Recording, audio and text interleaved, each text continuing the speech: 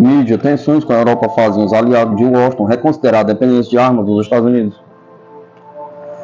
Autoridades de países membros da União Europeia estão preocupadas de que a administração Trump possa parar de apoiar sistemas de armas feitos pelos Estados Unidos e usados pelos aliados da União Europeia, informou The Washington Post, citando pessoas familiarizadas com o assunto. Os Estados Unidos têm fornecido quase 2/3 das importações de armas da Europa nos últimos anos. Muitos dos sistemas são mantidos e operados por pessoal norte-americano. Equipamentos contendo componentes dos Estados Unidos também podem enfrentar restrições se o apoio for retirado. De acordo com o jornal, as autoridades temem que a dependência da defesa antimíssil americana, aeronave de vigilância, drones e jatos de combate possam se tornar uma grande vulnerabilidade, dadas as tensas relações do presidente Donald Trump com a União Europeia. Alguns estão preocupados com o fato de que as plataformas feitas nos Estados Unidos poderiam ficar inoperacionais se o acesso a peças, software ou dados for bloqueado. Não é como se o presidente Trump pudesse apenas apertar um botão e todas as aeronaves caíssem do céu, disse uma fonte europeia ao The Washington Post. Mas há uma questão de dependência, particularmente em inteligência e comunicações, acrescentou o oficial.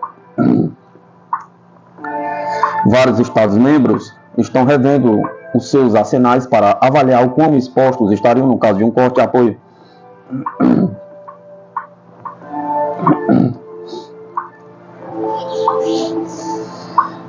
Exercício naval histórico da OTAN no Golfo de Cádiz. Mais de 4.000 militares, drones avançados, tecnologia inovadora em ação. 9 países participam da maior manobra militar de 2025.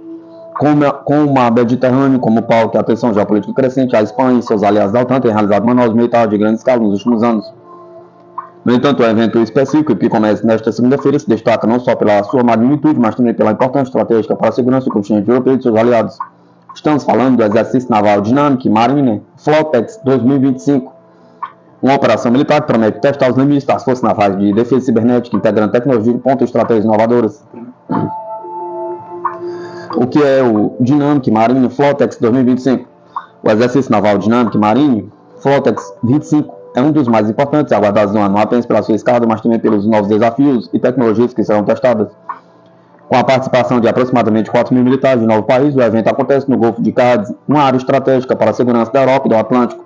Este exercício, que vai até o dia 4 de abril de 2025, contará com a presença de cerca de 30 navios, 2 submarinos, unidades anfíbias e aeronaves, todas integradas para simular cenários de combate e resposta à crise. Entre os países participantes estão a Alemanha, Croácia, Espanha, Estados Unidos, França, Grécia, Itália, Portugal e Turquia, que unem forças para testar e aprimorar sua capacidade de resposta a ameaças marítimas e segurança cibernética.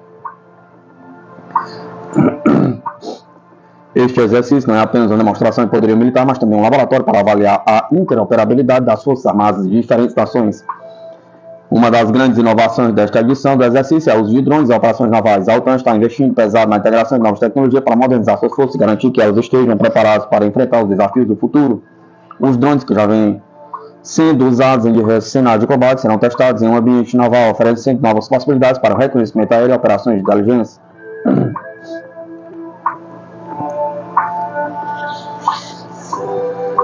O foco, no entanto, vai além da tecnologia. O exercício também visa testar a integração das forças navais em operações de média e alta intensidade, longe das costas nacionais. Isso é particularmente relevante em tempos de incerteza política e tensões militares, onde a capacidade de projetar força em regiões distantes é essencial para garantir a estabilidade e a segurança da aliança. O Dynamic Marine Flotex 25 não é apenas uma simulação de guerra, ele tem como objetivo colocar à prova a capacidade das forças navais em diversas áreas críticas. Projeção de poder naval, avaliar como As forças podem ser projetadas em diferentes regiões do mundo para garantir a segurança das rotas comerciais da soberania dos países aliados. Comando e controle testar como as forças navais conseguem manter a comunicação e controle em cenário de grande complexidade. Operações anfíbias, simular ataques de defesa em território costeiro que exigem uma coordenação intensa entre as unidades navais e as terrestres. Guerra de submarino. Testar a eficácia dos meios para detectar e neutralizar submarinos inimigos, um dos maiores desafios da guerra naval moderna. Defesa cibernética, integrar novas estratégias de defesa cibernética, um campo cada vez mais relevante nas operações militares atuais. Além disso, o exercício também terá um componente crucial de certificação. O quartel-general das Forças Marítimas Espanholas, um comando naval de alta prontidão, está sendo avaliado para atuar como comando do componente marítimo das forças de reação rápida da OTAN. Esse comando terá um papel fundamental de resposta imediata a qualquer crise que possa afetar a segurança da aliança de junho de 2025 até junho de 2026. Em um momento em que a Europa enfrenta desafios geopolíticos, incluindo a instabilidade no leste europeu e as tensões no Oriente Médio, a OTAN se vê uma necessidade de reforçar suas capacidades de defesa. O Dinâmico Marine Flotex 25 é, portanto, uma demonstração de força e coesão entre os países aliados, mas também um aviso para possíveis ameaças. O exercício não se resume a um simples treinamento, ele tem uma mensagem clara. A OTAN está preparada para responder a qualquer crise que ameaça a segurança de seus membros. De acordo com o Ministério da Defesa espanhol, este exercício também reflete a necessidade de melhorar os recursos de defesa militar na região, promovendo a interoperabilidade entre as forças de diferentes países. Essa integração é essencial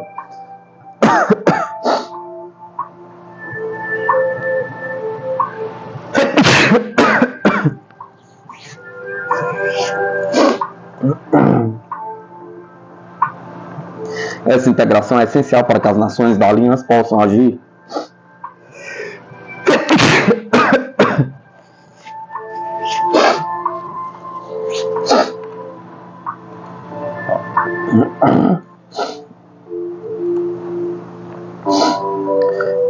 em conjunto em situação de emergência de forma rápida e eficiente. O Brasil atrai bilhões dos Emirados Árabes e fortalece suas forças armadas com novos mísseis, antinavio e tecnologia de defesa desenvolvidos em parceria internacional. A empresa de defesa e tecnologia EDG Group dos Emirados Árabes Unidos está expandindo significativamente sua atuação no Brasil com investimentos superiores a 3 bilhões. O grupo Emirati vem consolidando parceria estratégica com empresas brasileiras do setor de defesa, como SEAT e Condor, fortalecendo a base industrial militar brasileira e ampliando as capacidades das Forças Armadas.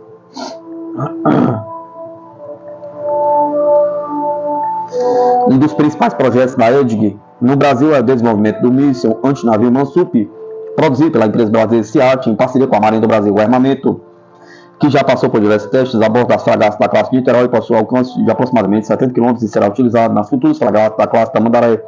A evolução desse programa é o Mansup ER, versão de maior alcance que promete alçar o Brasil ao novo patamar da indústria de mísseis. A cooperação entre Brasil e Emirados Árabes Unidos foi formalizada em julho de 2013 com a assinatura de acordo entre a Marinha do Brasil e a EDG, que resultou na aquisição de 51% da SEAT pelo grupo estrangeiro. Esse acordo prevê o uso de tecnologia de ponta como sistema de anti-interferência desenvolvido nos Emirados Árabes Unidos, incorporados ao programa Mansup.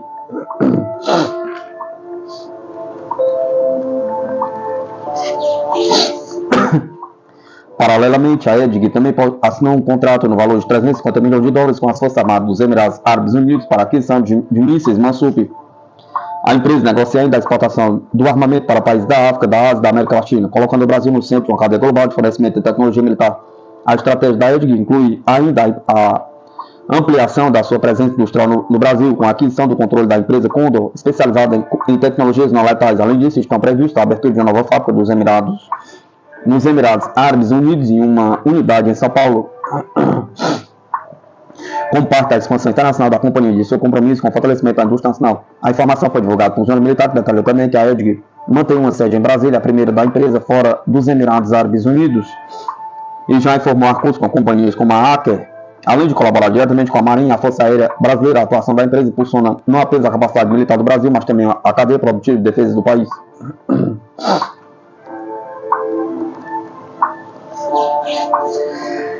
Com essa estrutura estratégica, o grupo EDG reforça sua posição como parceiro de longo prazo do Brasil no setor de defesa, posicionando o país como referência para a tecnologia de mísseis antinavio e abrindo portas para novos negócios com aliados internacionais.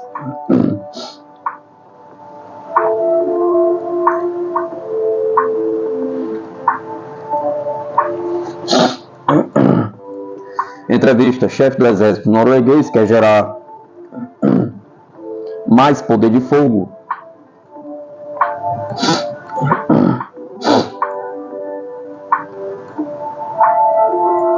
O major-general Lars S. Lervik é o chefe do exército norueguês desde 2020, com sede em Bardufoss, no norte da Noruega. No início de 2025, a força é composta por aproximadamente 9 mil militares, incluindo soldados civis e recrutas, já que o recrutamento é obrigatório para homens e mulheres. Lervik tem sido um ávido apoiador da assistência à Ucrânia. O exército norueguês, juntamente com outros ramos militares, treinou mais de 6 mil soldados ucranianos no país, bem como na Inglaterra, como parte da Operação Interflex. Antes dessa função, Lervik era o comandante da Brigada Norte, a maior unidade do exército norueguês. Em uma entrevista com o defensores, ele discutiu o cronograma para aumentar a postura de defesa da Noruega, requisitos urgentes de equipamento para seu braço militar, cooperação contra as nações do Ártico e atividade russa na região. Esta entrevista foi editada por questão de tamanho e clareza.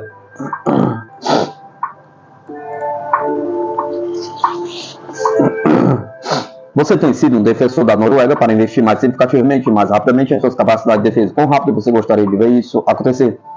Considerando as lacunas de capacidade que a Noruega está enfrentando atualmente, pergunta. Resposta. Temos uma janela de oportunidade e obrigação de fazer o máximo possível para aumentar nossa capacidade como país. E para a OTAN, como todos, estamos tentando fazer o máximo que pudermos, o mais rápido possível para aumentar nosso poder de combate, nossa postura de defesa. Em algumas áreas, como comprar novos equipamentos, algumas coisas podem levar de 2 a 3 anos, porque esse é o processo de aquisição e o tempo médio que leva para produzir sistemas também. Em outras áreas, como pessoal, eu gostaria de ver isso acontecer agora. Recrutamento, tanto em termos de trazer pessoal de volta ao uniforme que serviram anteriormente no exército, quanto aumentar o número de recrutas chegando e o número de oficiais sendo treinados. Pergunta, qual é o equipamento mais urgente que você precisa da perspectiva do exército? Pergunta. Resposta, eles estão em termos de aquisição de novos tipos de capacidade. Isso inclui artilharia de foguete, mais sistemas de defesa aérea, mais veículos de combate e infantaria, e a lista continua. Mas de um ponto de vista geral, nosso foco é o que estamos procurando fazer é gerar mais poder de fogo, ao mesmo tempo que investimos mais no desenvolvimento de sistemas não tripulados e proteção contra eles. Pergunta, alguns dos equipamentos dos quais o exército norueguês é a tradição de fabricação americana, sistemas que não são necessariamente feitos para operar em condições árticas severas, considerando o aumento recente da pressão para que as nações europeias comprem mais de fabricantes europeus para reduzir a dependência dos Estados Unidos. Você tem preferência por equipamentos europeus? Isso é uma prioridade para você? Pergunta. Resposta. A maneira como pensamos é mais ou menos assim. Queremos obter o melhor, desde que consigamos fazê-lo funcionar e ter um bom desempenho em nosso tipo de ambiente, e desde que não venha de partes do mundo dos quais não queremos comprar. Não queremos comprar drones chineses, por exemplo, mas não importa se são americanos ou europeus. Somos todos membros da mesma aliança que é a OTAN. De uma perspectiva militar, eu gostaria de comprar o melhor equipamento disponível. Podem ser sistemas suecos, americanos, alemães ou noruegueses. A Noruega faz excelentes sistemas de defesa aérea, usando munição americana, claro. Pergunta. As nações nórdicas anunciaram no último ano ambições de operar como uma força aérea conjunta e cooperar mais estreitamente neste domínio. Há aspirações semelhantes de estabelecer um exército ártico conjunto, por exemplo? Pergunta. Resposta. Estamos no processo de estabelecer não um nórdico propriamente dito, mas um novo comando terrestre faltando na Finlândia. Formalmente chamado de Comando de Componente Terrestre Multicorps, para operar sob o comando da Força Conjunta Norfolk da Aliança sediada nos Estados Unidos, e incluirá países nórdicos e árticos, bem como outros encarregados de liderar as operações das forças terrestres da Aliança no norte da Europa.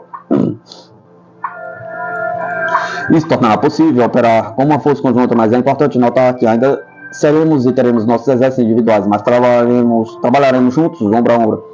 Por exemplo, estamos no processo de procurar adquirir os mesmos veículos de combate e infantaria, o que tornará mais fácil lutar entre todos nós.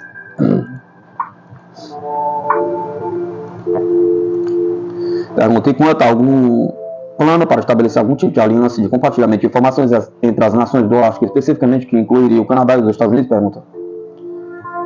Resposta. Nós já temos algum tipo de cooperação como essa. Temos um centro de excelência de operações em clima frio, meio que age assim, sob o guarda-chuva da OTAN. Ele reúne aliados do Ártico, onde compartilhamos as melhores práticas em tudo, desde como lidar com as mudanças climáticas neste ambiente, até que tipo de equipamento precisamos, como treinamos e muito mais. Pergunta. Por alguns relatos, a Rússia é considerada mais avançada em termos de presença militar no Ártico e o número de bases militares na região do que a OTAN. Nesse estágio, você acredita que isso é verdade ou acha que superestimamos as capacidades russas no Ártico? Pergunta. O que vimos é que os russos, por viverem no Ártico, são muito capazes de operar nesse tipo de ambiente. Mas ao mesmo tempo ficamos surpresos com o quão mal a Rússia se saiu em algumas áreas. Por outro lado, eles ainda estão na luta e isso demonstrou que eles também estão aprendendo. Estamos tentando manter muita atenção ao que acontece quando se trata da atividade russa no Ártico.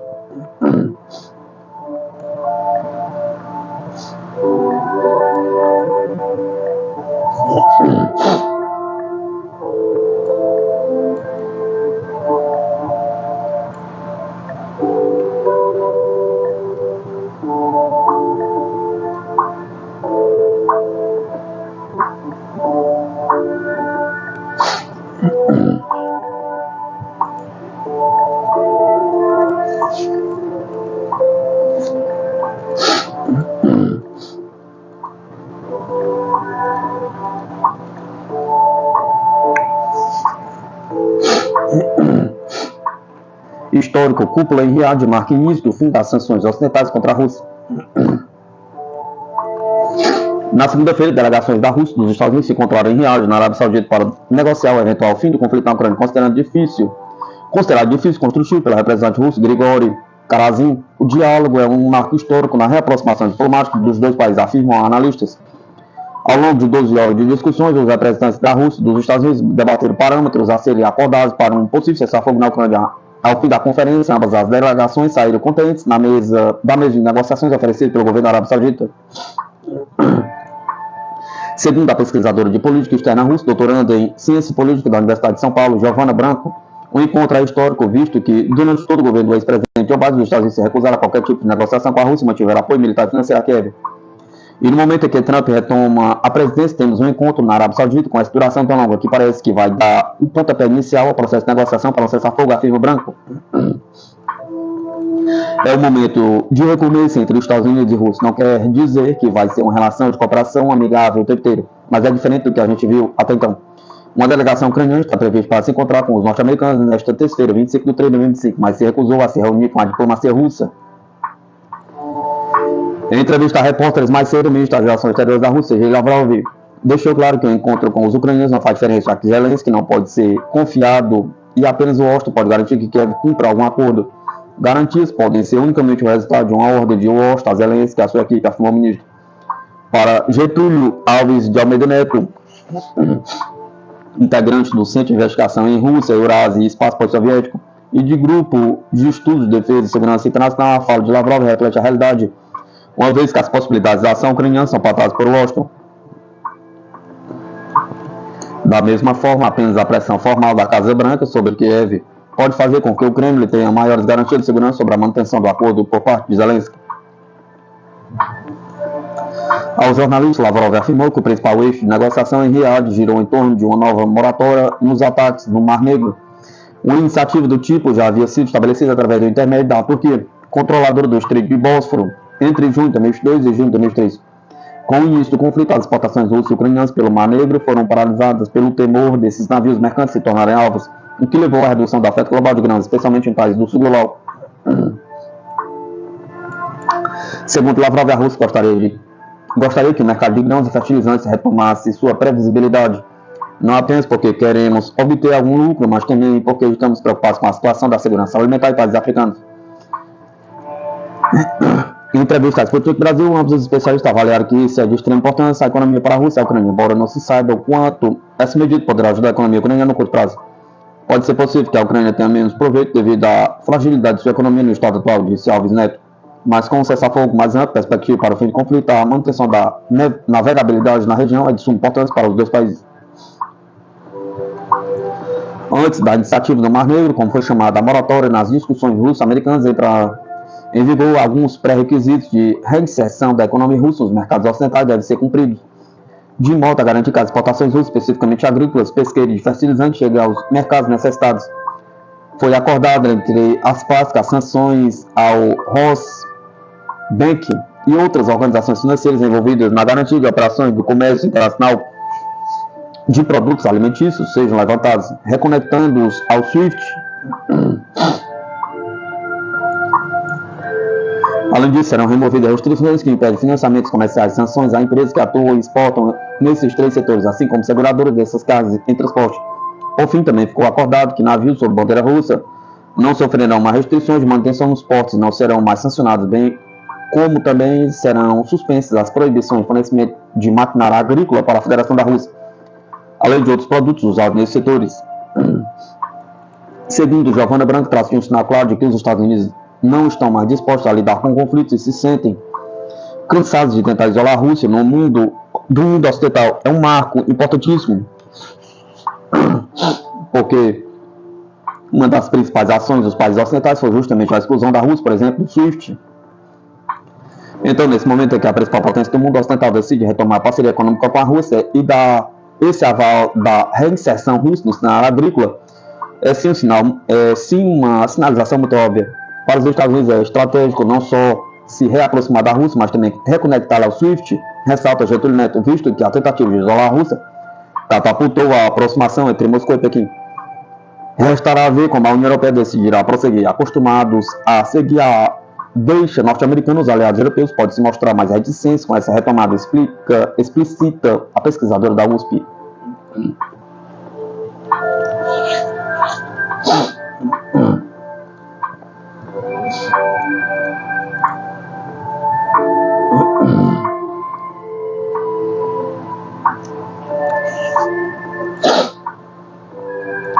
Europa enfrenta 3 grandes obstáculos para criar seu próprio escudo nuclear, afirma especialista.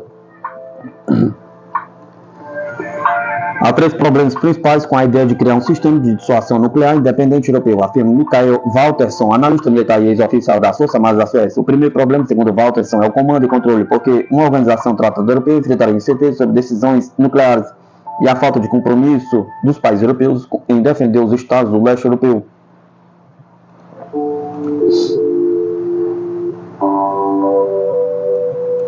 O segundo problema, continua o analista, é o desafio de produção, porque a Europa precisaria de investimento e desenvolvimento até 2040 para alcançar o número atual de ogivas nucleares da Inglaterra ou da França, devido aos desafios de produção.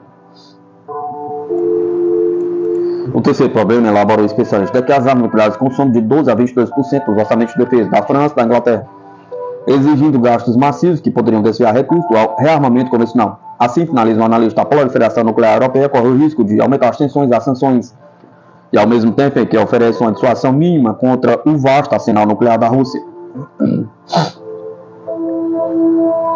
SSNX, o novo submarino de ataque da Marinha Americana, tem um problema de custo crescente. O futuro submarino SSNX da Marinha dos Estados Unidos visa combinar a velocidade e a carga útil da classe Wolf.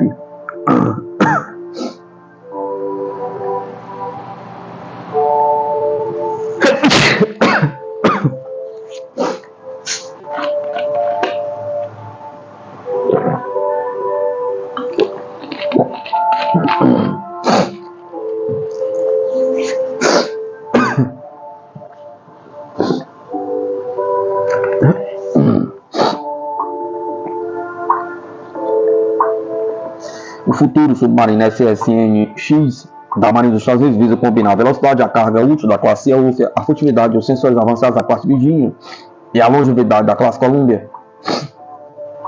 No entanto, os custos crescentes, agora projetados entre 5,8 e 6,2 bilhões por submarino, representam desafios significativos. Despesas elevadas podem forçar reduções nas aquisições, criando lacunas na força da frota de submarinos. Além disso, restrições de produção na Electric Boat, na Newport News Shipbuilding podem atrasar as entregas, afetando a estrutura da força da Marinha dos Estados Unidos, potencialmente impactando a aquisição de submarinos da Austrália sob o Acordo AUKUS. Gerenciar custos será crucial para manter o domínio dos submarinos, compromisso de segurança dos aliados. O próximo submarino SSNX da Marinha dos Estados Unidos, uma vez na água, será a frota de submarinos mais tecnologicamente avançada que a Marinha dos Estados Unidos já teve em serviço. Ao combinar os melhores aspectos de várias classes submarinas anteriores, os novos submarinos oferecerão uma mistura potente de velocidade, furtividade e uma capacidade ofensiva prodigiosa. A Marinha dos Estados Unidos explica que o SSNX será projetado para combater a crescente ameaça representada pela competição de adversários quase pares pela supremacia submarina. Ele fornecerá maior velocidade, maior capacidade de carga útil horizontal, ou seja, saldo de torpedos, superioridade acústica, aprimorada e assinaturas não acústicas, e maior disponibilidade operacional. O USS-MX conduzirá a guerra submarina de espectro total e será capaz de coordenar um contingente maior de veículos fora do casco, sensores e forças amigas. Além disso, a Marinha dos Estados Unidos explicou que gostaria que o próximo submarino USS-MX combinasse altíssima velocidade de corrida e capacidade de carga, útil da classe Sea-Wolf da Guerra Fria.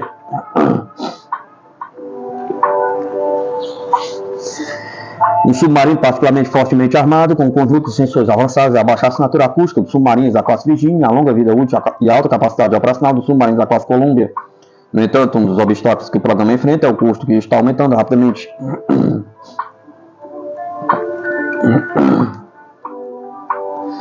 Uma das questões sugeridas para o Congresso, mas não exploradas, é usar urânio pouco enriquecido como combustível em vez do urânio altamente enriquecido, normalmente usado como parte de um esforço de economia de custos. No entanto,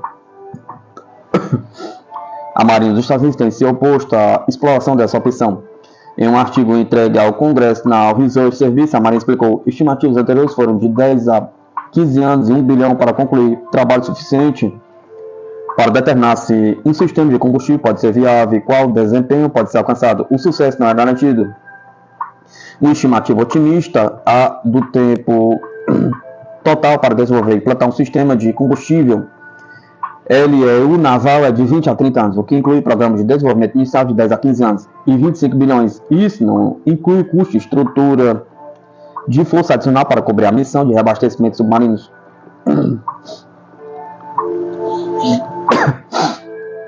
Além disso, a Marinha dos Estados Unidos desenvolveu e melhorou a tecnologia usando combustível de urânio altamente enriquecido nos últimos 75 anos, fornecendo à Marinha dos Estados Unidos vantagens assimétricas inigualadas na guerra naval. Os requisitos dos navios de guerra da Marinha dos Estados Unidos determinam as características do projeto do sistema de combustível naval, incluindo o uso de combustível HEU. Um sistema de combustível LEU não forneceria nenhum benefício militar ao desempenho dos reatores navais dos Estados Unidos. Isso diminuiria a energia disponível na planta de propulsão, afetaria negativamente a resistência do reator, o tamanho do reator, os custos do navio, a estrutura da força e a infraestrutura de manutenção. A Marinha dos Estados Unidos ainda não deixou claro quantos submarinos ela gostaria de adquirir. Ainda assim, em anos anteriores, ele disse que gostaria de ter uma frota de cerca de 66 submarinos de ataque rápido, incluindo a classe SSNX e os atuais submarinos da classe Virginia da Marinha dos Estados Unidos. O ponto crucial da questão da aquisição é o custo. Comparados à classe Virginia, os submarinos SSNX custarão significativamente mais, embora ainda não se saiba exatamente quanto.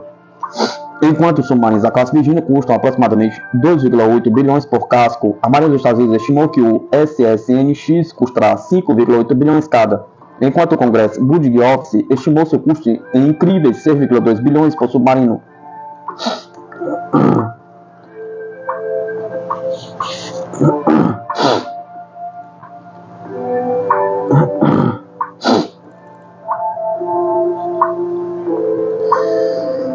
Se os custos por casco do SSNX continuarem a aumentar, a Marinha dos Estados Unidos pode ser forçada a adquirir menos submarinos do que precisa, potencialmente minando a futura estrutura da força submarina. Além disso, o SSNX competirá por financiamento com o SSBNS da classe Columbia, a modernização da frota de superfície, investimentos em sistemas navais não tripulados e outros programas navais de alta prioridade e custosos. Os dois pesos pesados da indústria de defesa da construção naval, Electric Boat, Newport News, Shipbuilding, estão lutando para cumprir seus programas de produção atuais para os submarinos da classe Virginia e da classe Columbia. Com a adição de outra classe de submarinos, essas empresas podem correr o risco de ficar lamentavelmente para trás nos cronogramas de produção, levando a futuros atrasos e gargalos de produção. Se a produção da classe cair, a reação dos legisladores pode resultar em uma redução significativa do programa.